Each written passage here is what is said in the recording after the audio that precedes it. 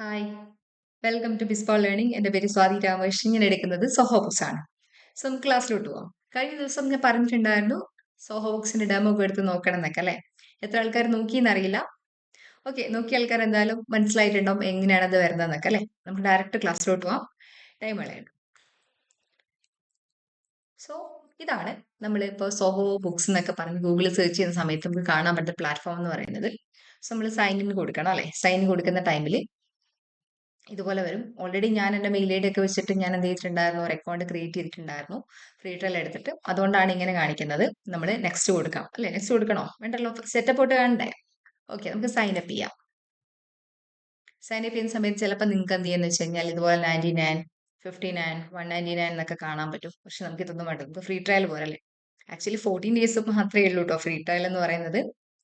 So അത് വെച്ച് നമുക്ക് സ്റ്റാർട്ട് ചെയ്യാം. അപ്പോൾ 14 ദിവസത്തിനുള്ളിൽ തന്നെ നമുക്ക് ക്ലാസ്സും കാര്യങ്ങളൊക്കെ മീൻസ് ഒരുവിധം മനസ്സിലാവും. പിന്നെ നമുക്ക് വേറെ മെയിൽ ഐ ഡി വെച്ചിട്ട് എന്ത് ചെയ്യാന്ന് വെച്ചാൽ എടുത്താൽ മതി. മനസ്സിലായോ?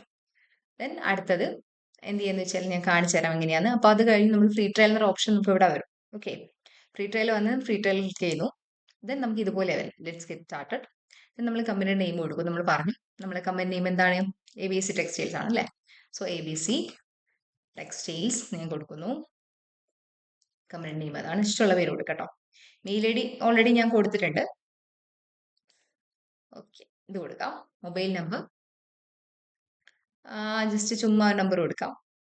then എടുത്ത പാസ്വേഡ് നമുക്ക് ഇഷ്ടമുള്ള കൊടുക്കാം. ഓക്കെ, എന്തെങ്കിലുമൊക്കെ കൊടുക്കാം.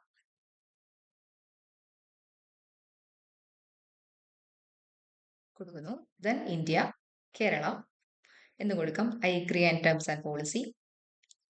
Then create my account.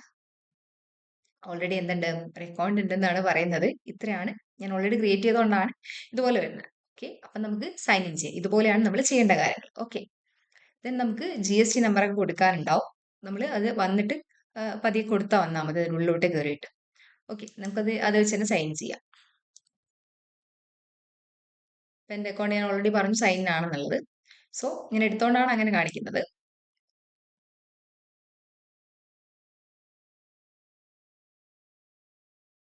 Then ഇതുപോലെയാണ്, ഞാനൊരു ഡെമോ കമ്പനി എന്ന് പറഞ്ഞ കമ്പനിയായിരുന്നു ക്രിയേറ്റ് ചെയ്തിട്ടുള്ളത്. സോ അത് വെച്ചിട്ടാണ് നമ്മൾ എന്താണ് ഈ കമ്പനിയുടെ പേര് കൊടുത്ത് ചുമ്മാ ഡെമോ എടുത്തേക്കുന്നത്.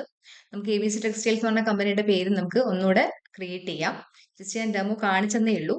ഞാനൊന്ന് ഡെമോ എടുക്കാൻ വേണ്ടി ഡെമോ കമ്പനിയുടെ പേര് കൊടുത്തായിരുന്നു.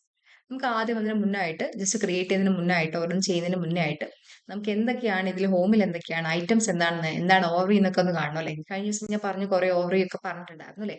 സോ ഓവറി പറഞ്ഞതിനുപരി എന്താണ് അതെന്താന്ന്